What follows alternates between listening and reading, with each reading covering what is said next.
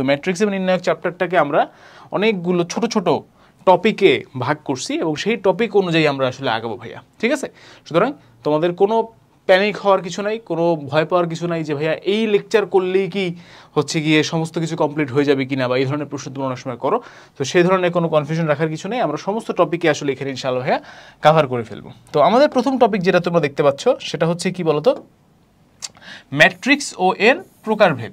অর্থাৎ আমরা ম্যাট্রিক্স জিনিসটাকে একটু ফিল করব, ম্যাট্রিক্স জিনিসটা একটু বুঝবো যে ম্যাট্রিক্সটা কি এবং ম্যাট্রিক্স আসলে কিভাবে কাজ করে, বা হোয়াট ইজ ম্যাট্রিক্স, ঠিক আছে? বা ম্যাট্রিক্সের মানে ম্যাট্রিক্স আমরা আসলে কাকে বলছি, ঠিক আছে, আমাদের এই কারিকুলামের আন্ডারে। এবং বেশ কিছু টাইপের ম্যাট্রিক্স আছে, হ্যাঁ, এই প্রকারভেদগুলা খুব ইম্পর্টেন্ট ফর এমসিকিউ। সো এইটা আমরা পড়বো ফর বেসিক আন্ডারস্ট্যান্ডিং। আমাদের যে কোনো বেসিক মানে যে কোনো চ্যাপ্টার শুরুর আগে কিছু বেসিক আন্ডারস্ট্যান্ডিং প্রয়োজন হয়। এবং ম্যাট্রিক্সের সমস্যাটা হচ্ছে যে আমরা 9-10-এ বা এর আগে কখনোই আসলে ম্যাট্রিক্স রিলেটেড কোনো পড়াশোনা সরাসরি করিনি। সো আমাদের জন্য একটুখানি ভয় লাগতে পারে বা একটুখানি অন্যরকম মনে হতে পারে, সে কারণে আমরা একটু বেসিক বুঝবো। আর এরপরে কি করবো, এর প্রকারভেদ দেখবো। এটা করবো আমরা মূলত ফর এমসিকিউ। রিটেনে কখনোই সাধারণত এই প্রকারভেদ জিনিসটা আসে না, বাট আমরা এটা পড়বো for mainly for MCQ and also for basic improvement, ঠিক আছে? কারণ এটা অনেক জায়গাতে আসলে কাজে লাগতে পারে। সো চলো আমরা টপিক 1 দেরি না করে শুরু করে দিই। সো প্রথমেই যে প্রশ্নটা ভাইয়া করতে হচ্ছে সেটা হচ্ছে ম্যাট্রিক্স কাকে বলে, ঠিক আছে? What is matrix. আচ্ছা, তো তার আগে তোমাদেরকে আমি একটু কিছু উদাহরণ দিই। উদাহরণ দিলে ব্যাপারটা একটু সুন্দর মতো বোঝা যাবে আমার বিশ্বাস।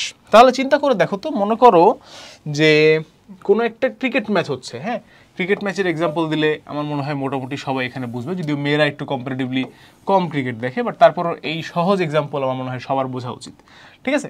সো কোনো একটা ক্রিকেট টুর্নামেন্ট হচ্ছে, ক্রিকেট ম্যাচ না, কোনো ক্রিকেট টুর্নামেন্ট হচ্ছে, সেখানে আমাদের বাংলাদেশের 3 জন বোলার, মনে করো তুমি মুস্তাফিজুর রহমান, মনে করো হচ্ছে তুমি সাকিব আল হাসান, আর একজন মনে করো তুমি কার নাম বলবো, মনে করো যে মেহেদি হাসান মিরাজ, ঠিক আছে? এই 3 জন বোলার আমাদের আছে, ঠিক আছে? এখন মুস্তাফিজ, সাকিব এবং মিরাজ সবগুলো ম্যাচ খেলছে। ধরো যে সবগুলো ম্যাচ বলতে 3টা ম্যাচ হয়েছে। প্রথম ম্যাচটা ছিল আমাদের ধরো ইন্ডিয়ার সাথে, দ্বিতীয় ম্যাচটা ছিল মনে করো আমাদের পাকিস্তানের সাথে, এবং তৃতীয় ম্যাচটা ছিল মনে করো আমাদের অস্ট্রেলিয়ার সাথে, ঠিক আছে? সো আমরা 3টা ম্যাচ খেলছি, বাংলাদেশ 3টা ম্যাচ খেলছে, এবং 3টা ম্যাচে মুস্তাফিজ, সাকিব এবং মিরাজ তারা বোলিং করছে। খুবই ভালো কথা, ঠিক আছে? গল্প করতেছি, কিন্তু আমরা গল্প করতেছি এখন। ম্যাট্রিক্স কাকে বললে, ম্যাট্রিক্স এই সেই এগুলোতে আমরা যাইনি এখন, ওকে? আমরা জাস্ট গল্প করতেছি। তো এখন কি হয়েছে ভাইয়া বলো তো, ঘটনা যেটা ঘটছে সেটা হচ্ছে মুস্তাফিজ ইন্ডিয়ার বিপক্ষে 3 উইকেট তুলে নিছে, ভেরি গুড। সাকিব ইন্ডিয়ার বিপক্ষে 1 উইকেট, আর মিরাজ ইন্ডিয়ার বিপক্ষে কোনো উইকেট পায় নাই, 0, ঠিক আছে? মিরাজের দিনটা খারাপ গেছে।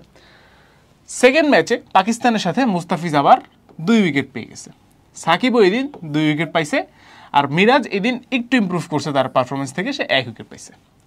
অস্ট্রেলিয়ার বিপক্ষে ম্যাচে মুস্তাফিজ খুবই খারাপ পারফর্ম করছে, মুস্তাফিজ কোনো উইকেট পায় নাই, সাকিব তার যথারীতি 2 উইকেট সে পাইছে, আর মিরাজ কি করছে, মিরাজ আবার এদিন জ্বলে উঠছে, সে 3 উইকেট পেয়ে গেছে। তো এই যে ঘটনাটা ঘটছে, খুবই ভালো কথা। এখন এই যে দেখো, আমি গল্পের মাধ্যমে যেই একটা ছোটোখাটো এখানে ইয়েলো কালারের লেটারগুলো দিয়ে যে চার্টের মতো তৈরি করে ফেললাম, ঠিক আছে?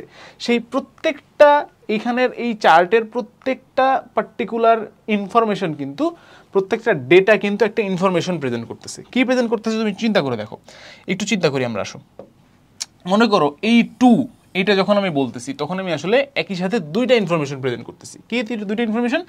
সাকিব কয়টা উইকেট পাইছে, সাকিব কার এগেনস্টে কয়টা উইকেট পাইছে, সাকিব পাকিস্তানের এগেনস্টে 2টা উইকেট পাইছে।